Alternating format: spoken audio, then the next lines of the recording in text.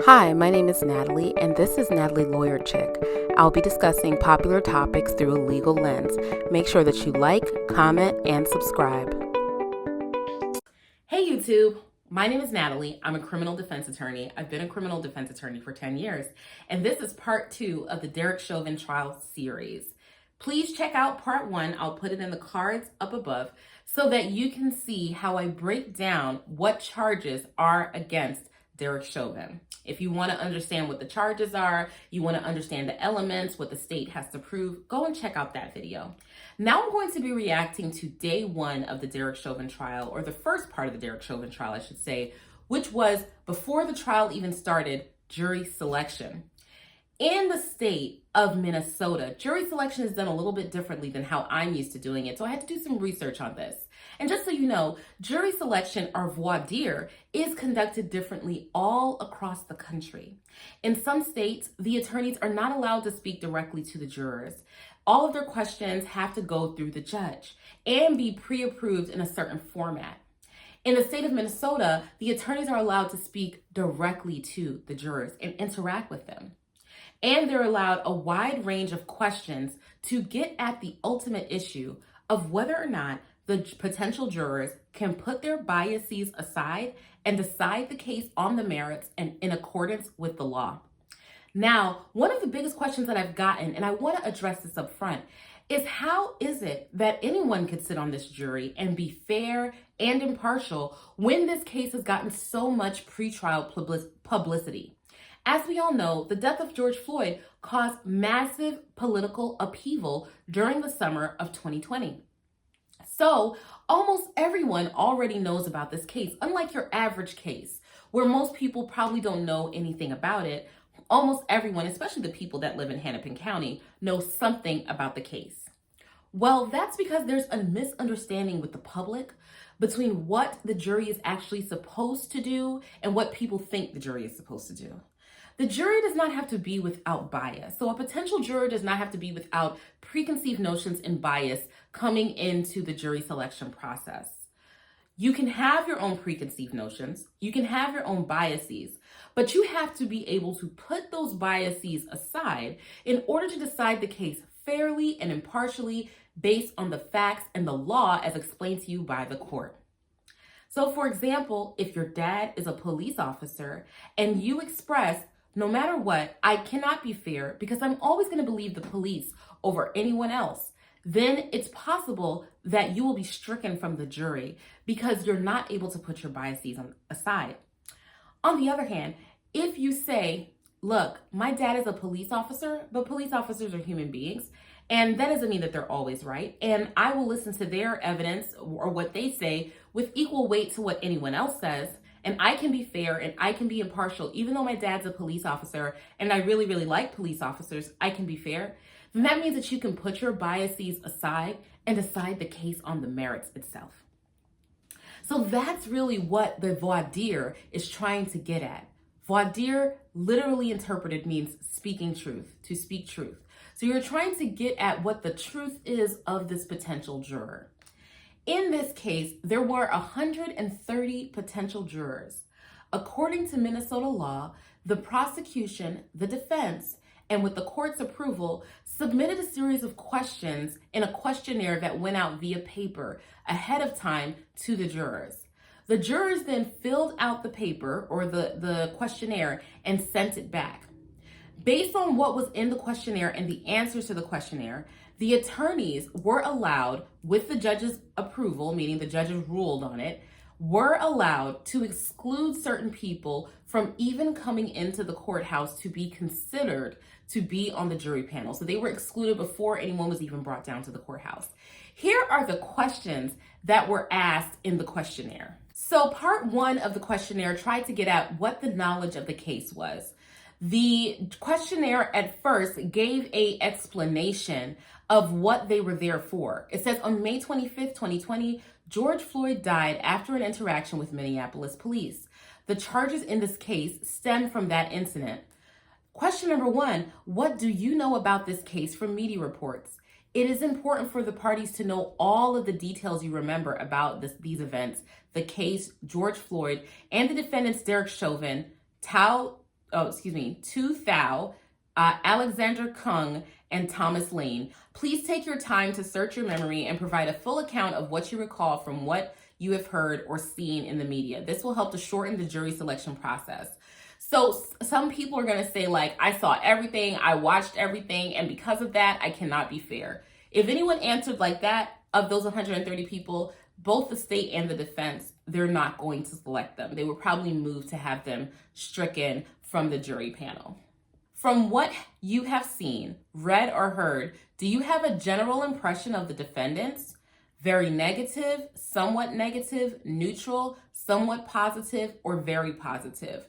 From what you have seen, read, or heard, do you have a general impression of George Floyd? Very negative, somewhat negative, neutral, somewhat positive, very positive. And they asked, why do you feel that way for both questions? So why do you feel that way about the defendant, Mr. Chauvin? And why do you feel that way about the decedent, Mr. Floyd? Do you or someone close to you have any direct or indirect connections to these events? Yes or no? If yes, please explain. Have you ever watched the video of George Floyd's death on the news or the internet? Yes or no? If yes, how many times have you seen videos of the incident, in whole or in part, on TV or on the internet? 1 time, 2 to 3 times, 4 to 5 times, 6 or more times. Again, these are very detailed questions that the state is allowed to get into, and the defense, in order to ascertain how much about this case does the person know. And then that will help them determine whether or not the person can put aside their biases. Have you ever talked about George Floyd's death with your family, friends, or coworkers, or discussed it online, for example, or social media? Yes or no? If yes, what opinions have you expressed? Did you or someone close to you participate in any of the demonstrations or marches against police brutality that took place in Minneapolis after George Floyd's death? Yes, me. Yes, someone close to me, or no. If you participated, did you carry a sign? What did it say? This became very, very relevant during the jury selection. Did you or someone you know get injured or suffer any property damage during the protest that took place after George Floyd's death? Yes or no? That's going to be very important to getting to the issue of bias, because if you were injured during a protest, say you were a police officer who was injured by a bystander, or a protester who was injured by a police officer. Say that you were a business owner whose business had a bottle thrown through the window, or had some neighboring business burned down, and you got property damage as a result of that, right? Or your business was burned down. It might be really hard to put aside that situation and decide the case fairly, right? And this gives a signal to the defense and the prosecution that it's possible that even if this person says that they can be fair, because that's really, really important, even if this person says that they can be fair, they might harbor some biases on the inside that may be detrimental to either the prosecution or the defense's case. No matter what you have heard or seen about this case, and no matter what opinions you might have formed, can you put all of that aside and decide this case only on the evidence you receive in court? Follow the law and decide the case in a fair and impartial manner. So that question is bolded, and that is the most important question. It's really not about whether or not you have experienced things or seen things or know things. It's about whether or not you can put your biases aside. Then they're going to ask about the person's media habits. I'm not going to get too much into those questions because they're more general, but basically, like, do you listen to podcasts? Are you a part of any social groups online? What newspapers do you read? All of those type of things. That's not going to necessarily disqualify a person, but it's going to give the defense and the prosecution an idea of who they're dealing with. And when it comes time for them to make their strikes or peremptory strikes that don't have anything to do with cause, and I'll explain that in a bit, but when it comes time to make their peremptory strikes, they're going to think, I'm the prosecution. I want a CNN viewer, someone who saw the death of George Floyd and thought immediately that Derek Chauvin was the cause. I'm the defense. I want someone who watches Fox News, who saw the death of George Floyd and thought that it was due to factors other than Derek Chauvin's interaction with them. So that's the type of strategic thing that both sides are looking at when they're determining the case. Police contacts, part 3. The defendants in this case were officers for the Minneapolis Police Department. Is there anything about their employment with the MPD that would prevent you from rendering a fair and impartial verdict in the case? Do you have regular contact with any law enforcement agencies, employees, or officers through your work, your neighborhood, or your social life? Have you or someone close to you ever helped support or advocated in favor of or against police reform? If yes, please explain. So if you participated in abolish police protests or back the blue or, Blue Lives Matter protests, then that would be a yes to that question. And then if you can't put aside that type of advocacy, then that would disqualify you from serving on the jury. Have you or someone close to you ever been arrested for a crime? Very standard question. We even get that asked in Maryland. A lot of these questions that they get to ask here, I can guarantee you would almost never be able to ask even in a high profile case in Maryland. Our voir dire is super limited. It's like, do you know the prosecution? Do you know the defense? Do you know the defendant? And if you don't know them, you're on the jury. It's like that. So this is very, very well thought out, very detailed voir dire questions. And then it goes on from there, and they ask even more detailed questions about people's personal backgrounds. Based on that questionnaire, the prosecution and the defense were able to whittle down that 130 people. So the remaining people were brought down to the Hennepin County Circuit Court in order to be selected with one-on-one questioning. I watched a lot of the voir dire process, and what I observed is that there were people that came in there with some preconceived notions, and they made it very clear. I saw the video; it really upset me. I'm going to do my best to be fair, but yes, I was upset, and I did make some Facebook posts about this. Where the person said that they could be fair, even though they were affected by what happened in the media, the defense, Mr. Nelson, the defense attorney for Mr. Chauvin, Mr. Nelson, moved to strike those people under what's called peremptory challenges. Peremptory challenges are a set finite amount of challenges given to the prosecution and the defense. That means that you can strike the person because you personally believe that they will be biased, but they don't reach the legal definition of bias. What do I mean by that? They might say, oh yeah, my dad played basketball with George Floyd and knew him personally, but I never met George Floyd. I have a positive impression of George Floyd, but I can put all of that aside and be fair and impartial. Sure, I went to some protests, but I can put all that aside and be fair and impartial. I would give each side a fair shake. I think that Mr. Chauvin deserves a fair trial.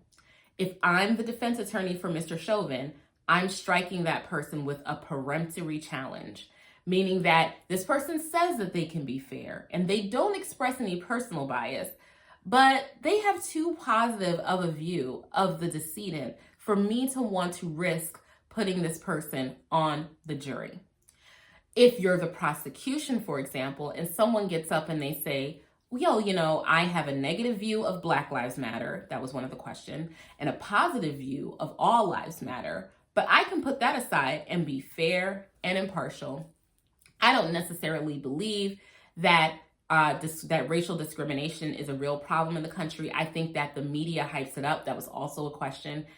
But I can put that aside and I can be fair. If I'm the prosecution, I'm using my peremptory challenges to get rid of that person. Also, strategically, you don't really want to use up your peremptory challenge because, as I said, they started with 130 people and they only have a limited amount of peremptory challenges. Strategically speaking, you really don't want to use up your peremptory challenges. You want to save them for people that you're not quite sure about. They kind of give you the heebie-jeebies. You're not really too sure about that person. But anyone where it's really, really clear that this person is biased no matter what they say, you want to get them stricken for cause. Because you can get someone stricken for cause an unlimited amount of times. There is no limit to strikes for cause.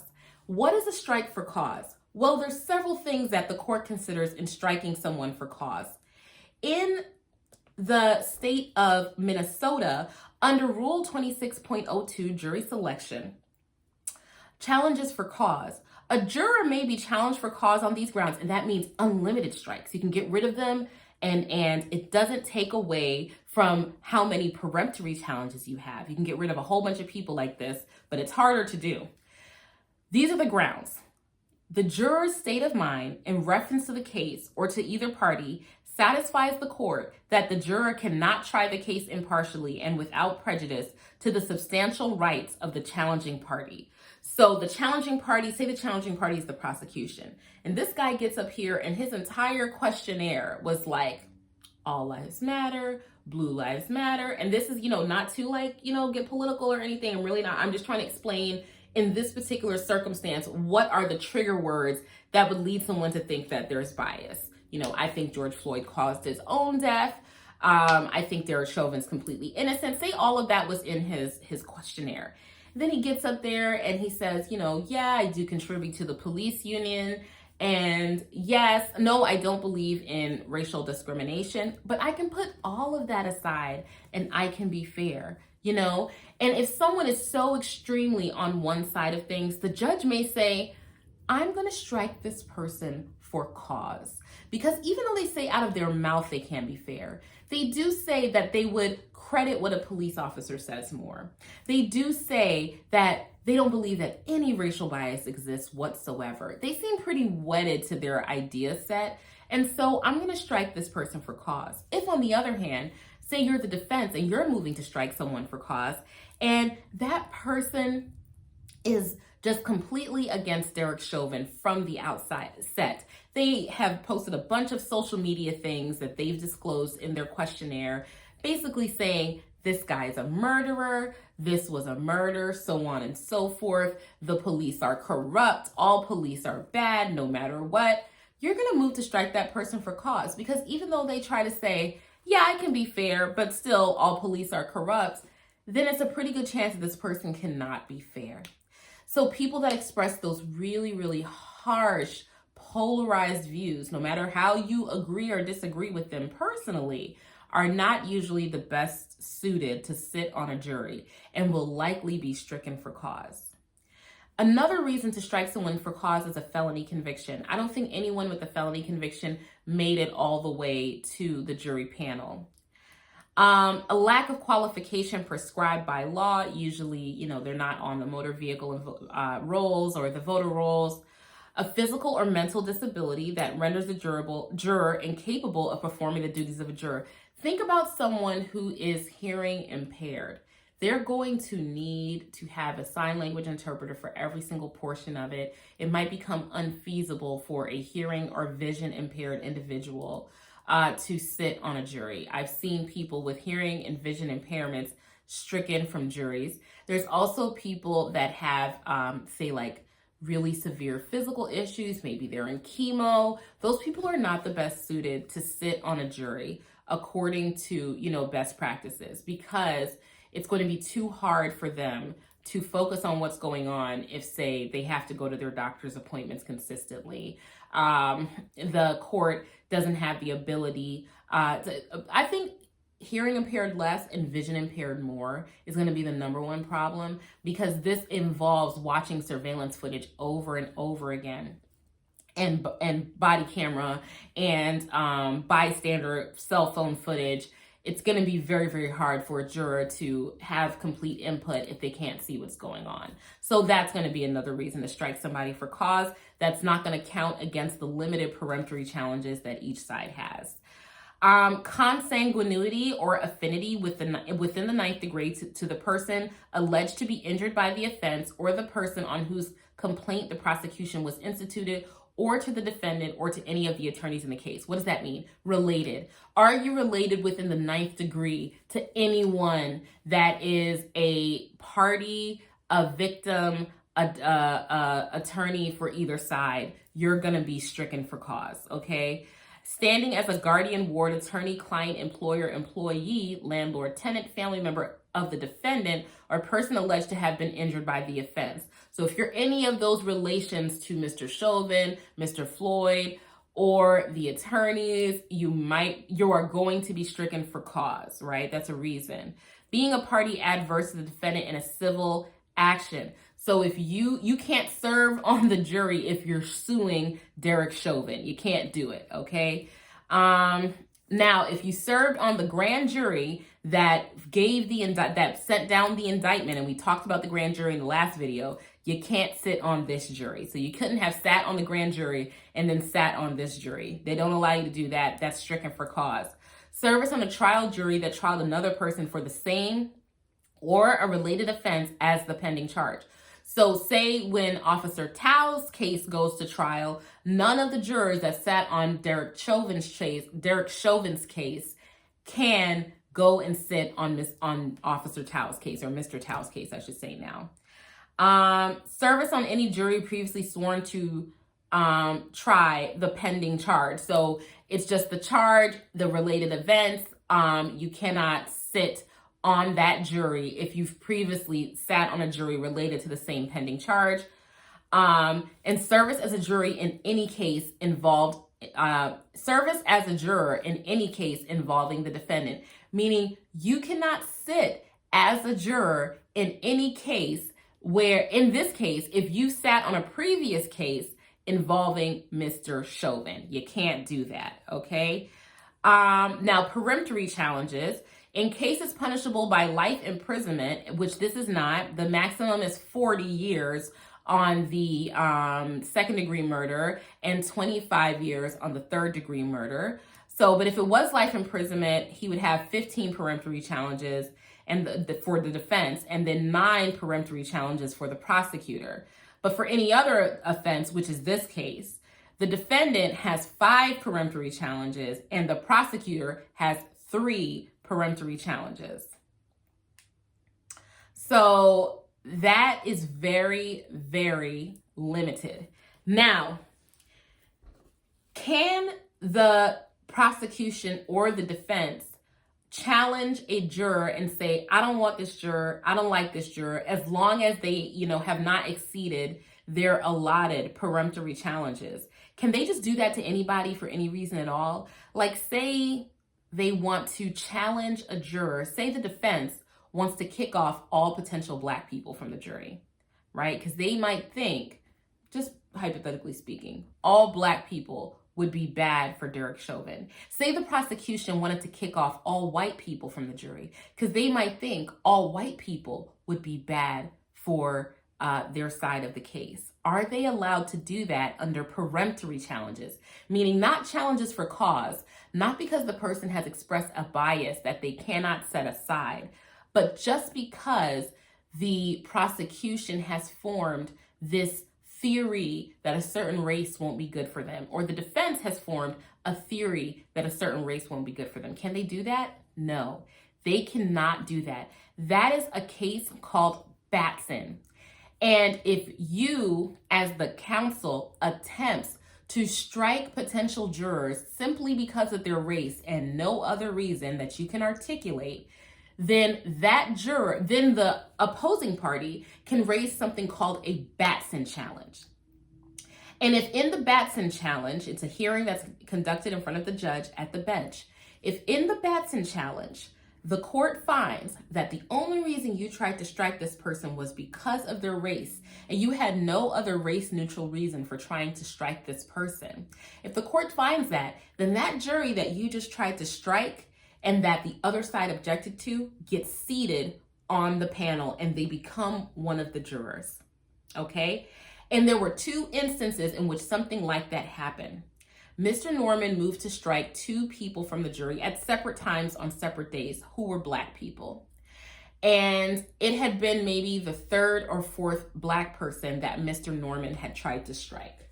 The prosecutor who was, there are many prosecutors on this case, but the prosecutor who was handling the voir dire is Steve Schleiser.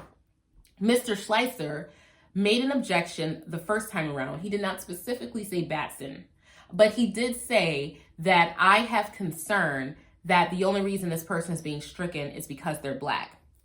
Mr. Nelson was able to articulate a separate race-neutral reason for why he was trying to strike this Black man. The race-neutral reason that he stated was because this person participated in jiu-jitsu and had opinions about whether or not certain holds could be dangerous to a person. Now remember, ultimately the determination in this case was Mr. Chauvin's knee on Mr. Floyd's neck the proximate cause of his death, right? Is that what caused his death? And the defense is going to be arguing that no, it was caused by other factors such as drug use, and that hold on the neck could not possibly have resulted in Mr. Floyd's death. Well, if someone thinks that they're an expert in chokeholds and doesn't think that they can put aside what they believe about chokeholds, then the defense, Mr. Nelson, has the right to try and strike that person, not for cause, because he did say he could put it aside, but they believe that their own opinion was better than everyone else's, basically.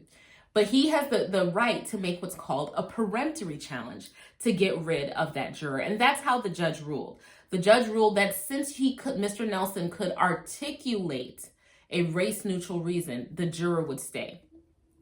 The second, the state again said that they thought about raising a Batson challenge, and the judge basically warned Mr. Nelson and said, I don't think that this is the appropriate time for a Batson challenge because Mr. Nelson has expressed a race-neutral reason.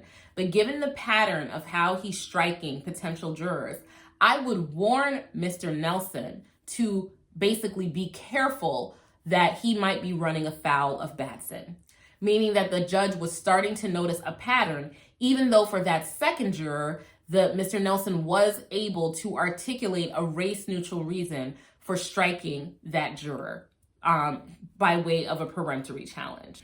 An additional hiccup happened during this jury selection that was very unique. Given how high profile this case is, I mean, it's probably one of the most high profile trials, especially because it's televised, since the O.J. Simpson trial or the Casey Anthony trial. It's very, very high profile. A lot of people are paying attention to it. There has been an inordinate amount of what's called pretrial publicity. Potential jurors are supposed to ignore pretrial publicity while they're going through the voir dire process. That even includes when they received that questionnaire back in December of 2020. After a good amount of the jurors had been picked, I think it was about 7, had been picked to be on the jury. So they weren't just potential jurors, they were actual jurors. News leaked on March 12th that the city of Minneapolis reached a $27 million settlement with George Floyd's family. Of course, many of the jurors found out about this. The city of Minneapolis did a press conference announcing the settlement. What conclusion would most people draw from the $27 million settlement? They would draw the conclusion that Mr. Chauvin is guilty as a result of this settlement. Oh, he must be guilty. The issue is, of course, that the civil burden of proof and the criminal burden of proof, so civil burden of proof being the preponderance of the evidence and the criminal burden of proof being beyond a reasonable doubt, those are completely different. The criminal burden of proof is much, much higher. So just because the city of Minneapolis believed that they were going to lose their lawsuit by a preponderance of the evidence does not necessarily mean that Mr. Chauvin will be found guilty beyond a reasonable doubt. But it can lead the jurors to draw an adverse conclusion against Mr. Chauvin. And so the fact that some of the jurors heard that required for the court to call in those 7 jurors to question them about whether or not they had heard about the $27 million settlement and whether or not that changed their opinion on whether they could be fair and set that information aside. The defense, Mr. Nelson, moved to strike the jury and restart the selection process because the potential jurors had heard about it. But the judge said that it was basically impossible to keep the jurors from hearing about it or about anything because of how high profile the case is. So the judge instead examined the potential jurors and asked them whether or not they can set aside that $27 million settlement and be fair. 2 of the jurors said that they could not. And so the defense and the prosecution had to pick 2 more jurors from the jury pool of potential jurors. Now, this is what the breakdown is of the jurors that were eventually seated in the trial. Their identities are kept private. The only thing that the public knows is their age range. So are they in their 20s, 30s, 40s, or so on? Their profession and their race. That's all that the public knows about them for right now. Probably when the trial is over, the court is likely going to disclose their identities, but while the trial is going on, their identities will remain private. So there were 6 men and 9 women selected to be on the jury. 8 are white, 4 are black, and there is also a 15th juror that was selected last week. The jurors range in ages from their 20s to their 60s, with many of them on the younger side. So that is the composition of the jury. Now, based on listening to the jury responses, the juror responses who were picked, I think, based on my analysis of what they said, that a majority of the jurors went into it with a negative impression of Mr. Chauvin, although they did say that they could set that aside in order to reach a fair and impartial verdict. I think 2 of them went in with a positive impression of Mr. Chauvin or a neutral impression of Mr. Chauvin. But remember, they cannot consider their personal feelings. They can only consider the evidence that they hear at trial. So they may have heard some stuff before they came to trial, but unless it was introduced at trial, they cannot consider it. Another thing to consider is that the jury's verdict must be unanimous. If there is even one holdout saying not guilty, there is a mistrial, and Mr. Chauvin is able to be tried again. So anything less than 12 people saying not guilty or guilty, there is a mistrial, and that only takes one holdout. I believe Mr. Nelson, the defense counsel, is a good attorney. I also believe that the attorneys for the prosecution so far, Mr. Schleiser in particular, who was doing the jury selection, are also excellent litigators. So I don't think either side is pulling punches here so far from what I've seen with jury selection. It seems like everyone's doing their darndest. Everyone's fighting their hardest to win their side of the case. So this really is going to be a battle of the evidence. What is the evidence going to show? Let me know what you guys think in the comment section down below, and I'll talk to you later. Bye.